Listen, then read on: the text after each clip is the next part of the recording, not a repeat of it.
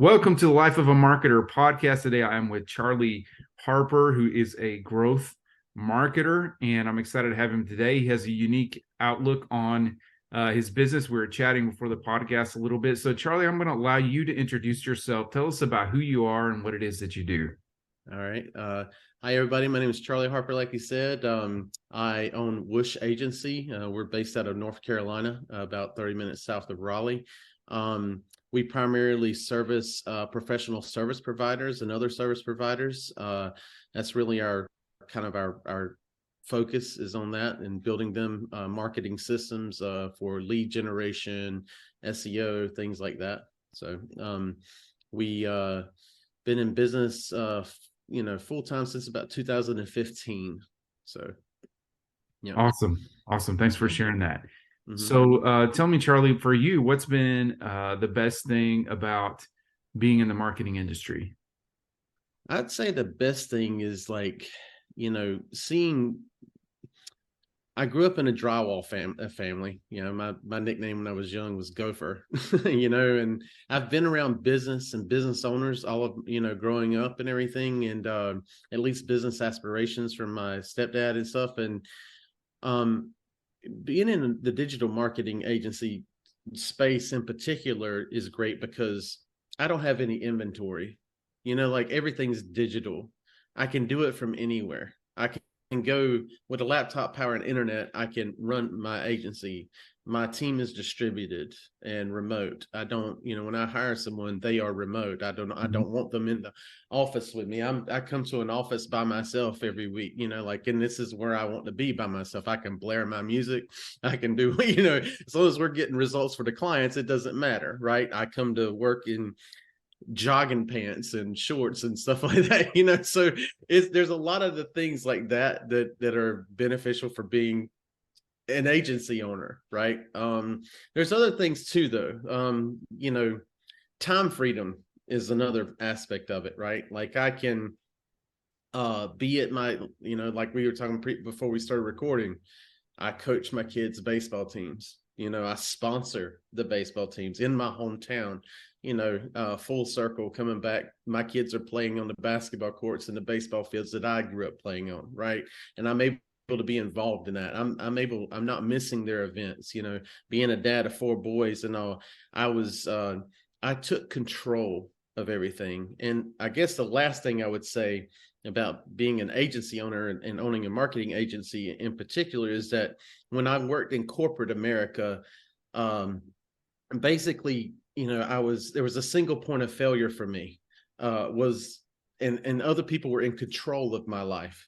Whereas I distributed my risk now across many clients, right? Like we've got 40 to 50 clients that my risk is now distributed across, and I have control of my revenue and my expenses so that I can, now I'm talking like this from the particulars of any business owner has these type of constraints, but because we're digital marketers, we don't have those overheads that necessarily other type of businesses have. So I guess that answers the question. Okay. No, that's very good. Thank you so much. I appreciate that. Yeah. Charlie, so just tell me what's kind of been the key for you, because sometimes digital marketing agencies can be a lot of work and a lot of hours of dedication. And what was the key for you to be able to gain that time freedom?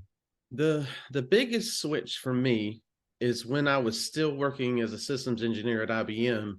I was getting clients on the side, but everything was project work, right? Websites or build me this campaign for this set price. When I switched to recurring revenue is when things changed. I started replacing my income, and I got to the point to where my day job and my night job and lunchtime job, or whatever you want to call it, was starting to butt heads, and it was time to make the leap. And changing to more recurring, which I would say 95 to 99% of the revenue my agency gets on a monthly basis is recurring revenue. And flipping to that model was the most impactful thing, because once you switch to that and you hone in on exactly what you're selling, right, to who you're selling it to, and you have this one thing that you're selling and that you can over and over and over repeat to tell people what benefit they're going to get out of it, like what is the outcome and the results they're going to get, and here are the ones we've already done it for. You see what they're doing, right? Once you get to that point, then you can start reaching out to or transferring some of that knowledge to other people to work for you, right? And like many agency owners, I have a hybrid between people on payroll, and then lots of contractors, right? The contractors are kind of the leverage here, right? Because they're from the Philippines or from Latin America or, wherever. And the cost for those skills is at a more reduced cost. So that is another piece of leverage, the recurring revenue model and labor that is less expensive, but still highly skilled, where the training gap is not as hard to do, right? And I do focus on, like, I have a media buyer, and that's all she does. I don't make her do or ask her to do social media posts and all this stuff. That she hones in on that one thing, and then I've got a graphic designer, and he does just graphic design. Like, I think I see a lot of agency owners I talk to, and they hire someone and then they want them to be a Swiss Army knife, right? I think that's a huge mistake for agency owners. So anyway, that's what I would, if you're not doing recurring and leveraging skilled labor, then do that quickly. Awesome. Thanks for the advice. Yeah. All right. So third question that we have for you today, what sort of advice do you offer to those who are in the marketing industry right now? You just gave us some advice, but give us some more. Yeah.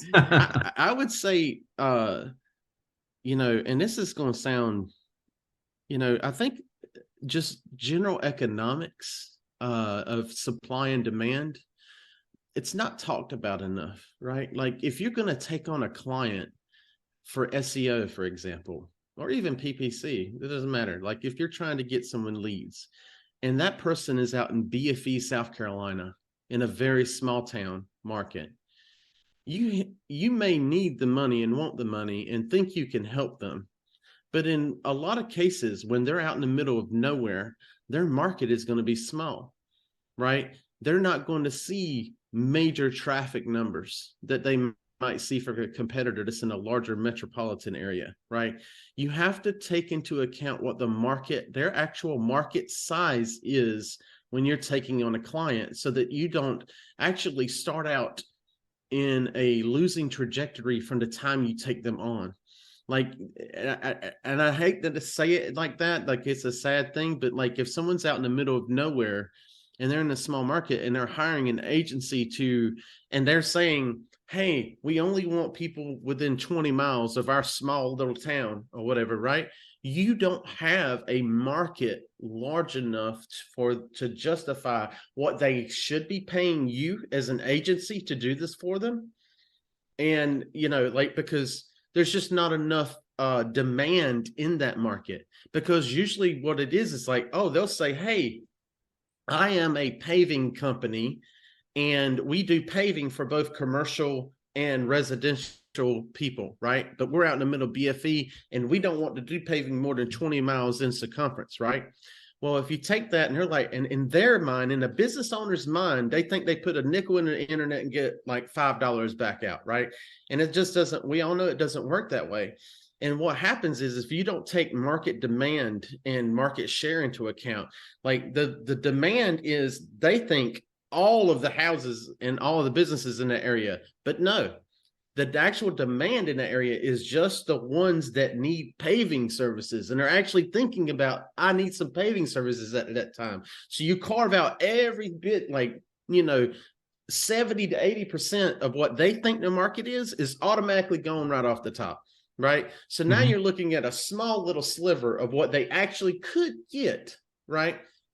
And when you're looking at that, then you got to say, okay, there's that little bit of demand. Now you look at the supply side. The supply side is them plus their competition in that same market, right?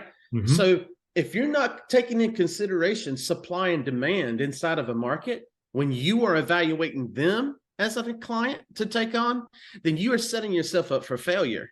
So you need to take into account what you can actually do. Now, I'm not saying don't take them on, but I'm saying that if you make that evaluation and you do decide to take them on, that you should be like laser focused on setting expectations correctly, letting them know that we're going to get traffic for you and we want high value traffic for you. Let's say local SEO versus most other types of SEO, right? We're going to try and get that traffic for you, but we are going to focus on the ROI of high quality traffic versus quantity of traffic, right?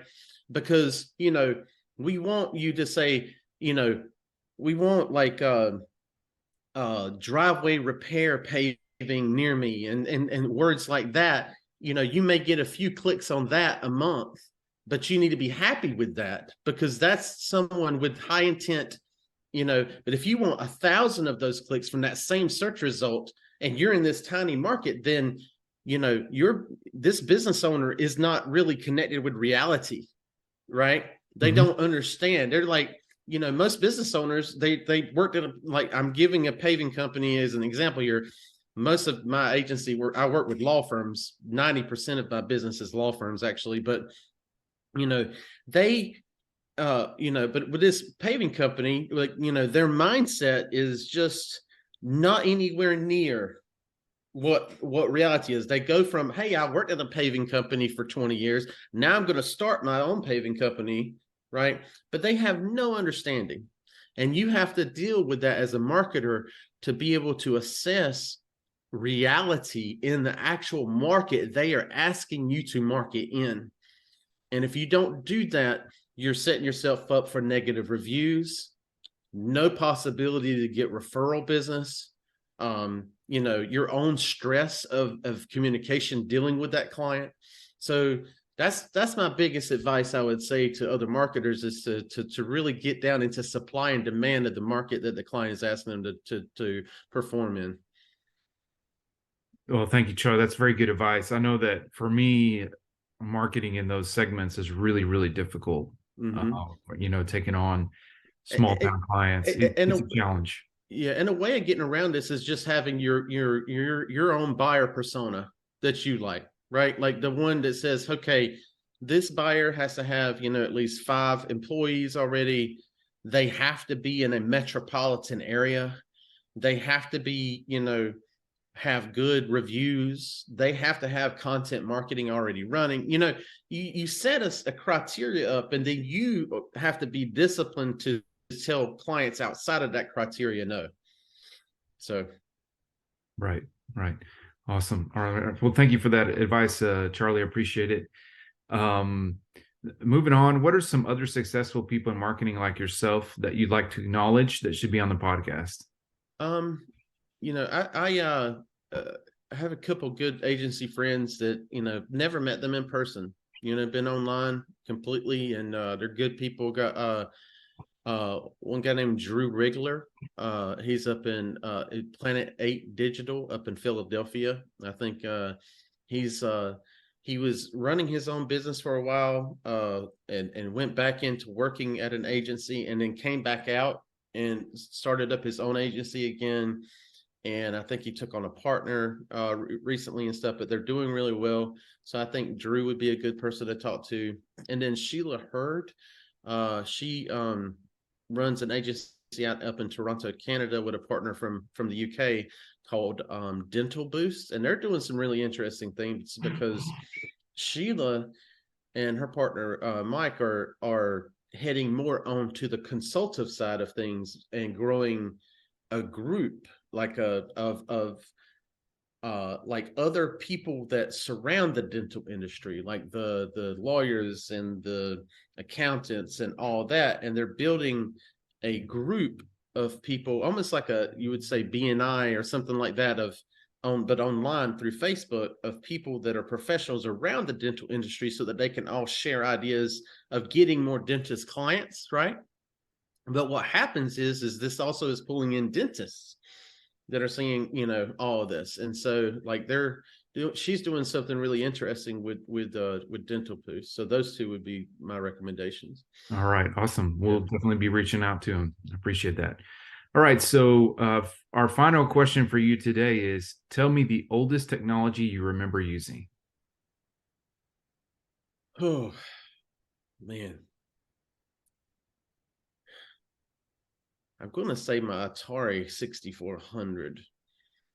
Probably. Like man, you don't know, man. Moon Patrol, like do it, do it, do it. I could hit a home run in the baseball game every single time. Pole position, back in the day, the times were simpler back then. You had one button and a joystick, that's all you could do, man. That was way back. I'm 45, so I was an 80s baby. So definitely, the Atari, my grandma's green, that pea green rotary phone, Mm-hmm. like waiting for that zero to come back around. Oh yeah, yeah. So yeah, people don't know how good they got it right now. So I think I had a relative that had one of those that are even older that has like the separate earpiece that you hang up, you yeah. pick off the earpiece, you Oh do like that. Lord, that's And wow. Yeah, they, I they don't even. they That's kept it like crazy. a collector's item, but they would actually use it. So Yeah, that's yeah, awesome. yeah, I remember those. And then like my parents, when the other phone, the digital phones, like with the buttons started to come out, they Hmm. would try to make fun of the younger people because they didn't know how to use the rotary phone when they came across it. Yeah, But it's the just bag phones or yeah, whatever, like just ridiculous. Like bricks. I showed my kids one of those once, and they were like, "What in the world? How do you?" They were like, "Why is it like this? It's so complicated to use this." But man, Yeah, technology has really changed. Now you have smartphones, and speaking of the Atari with the one button, my kids have the Nintendo Switch, and they're like Switch. Yeah, controls like this, and you're like got all these buttons and yeah. My kid's been wanting. I'm probably gonna get them, but you can buy the classic NES controllers for the Switch, and I've been I think I can only get them from the Nintendo site now though. But been thinking about getting those because we'll get on there and play the old school wrestling game with like Starman and all that stuff, like because we got all the classic in Nintendo games. We'll get on there and play Tecmo Bowl and what's the other thing? That the old school hockey game was awesome. Like where you could pick a little fat dude, a little skinny dude, like a regular sized dude, So I'll play with them. Having four boys, I mean, video games are huge in our house. So, you know. hey, I have two girls, and they one of them really likes video games. The other one not so Yeah. much, but she likes them a lot, and Yeah. she's more takes more after her dad, I think, in that. I used to play a lot of video games when I was a kid, but yeah, well, awesome. Well, thank you for sharing that. We have kind of a hard stop during all of our podcasts, Charlie. So Yep. thank you so much for jumping on with us. Hey, everybody, these come out. These videos come out on Tuesdays and Thursdays at around 11. We don't really release it right at 11 because everybody always does that. So you can catch it on YouTube.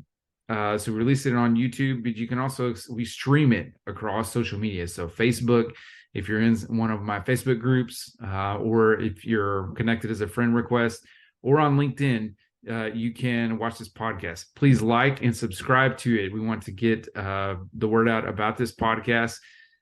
Thanks everybody for watching. This has been the Life of a Marketer podcast.